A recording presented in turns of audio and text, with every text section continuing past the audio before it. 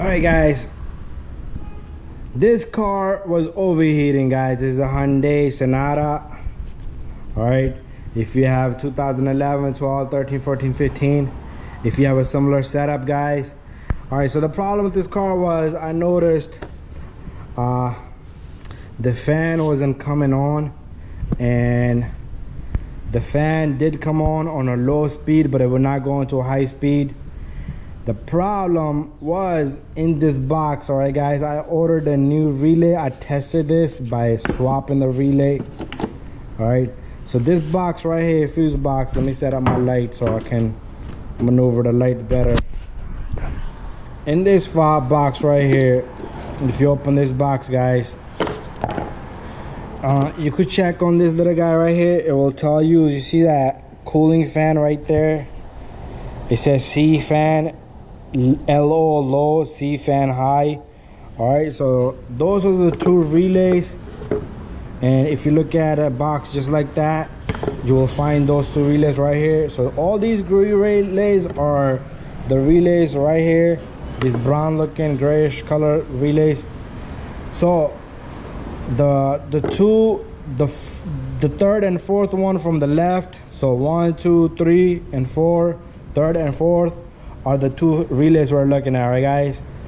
So this is the low speed and this is the high speed. All right, so both of these relays I'm gonna change. All right, and what I did was I had a relay sitting here, I tested it, I swapped it with this relay right here. These are hard to pull, so use a needle nose, swap a relay and see what happens. All right, if your fan comes on high speed, good. All right, what tend to happen here is these relays over time, they come on and off, they build up corrosion inside, they get damaged, and the contact goes bad.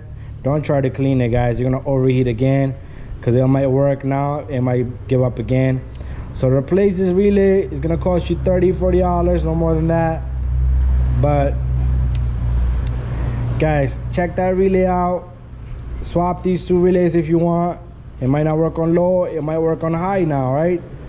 And put in another relay. What I'm gonna do is I'm gonna replace both of these relays, guys. I'm not taking no chance here. All right, and that's what I'm gonna be doing there, guys. So anyways, if you have the similar issues, I hope this helped you. And this is the relays for the fan if you guys have the same year, make and model. All right, and you could check the diagram further, all right, and see what's going on. Sometimes your fan is bad itself.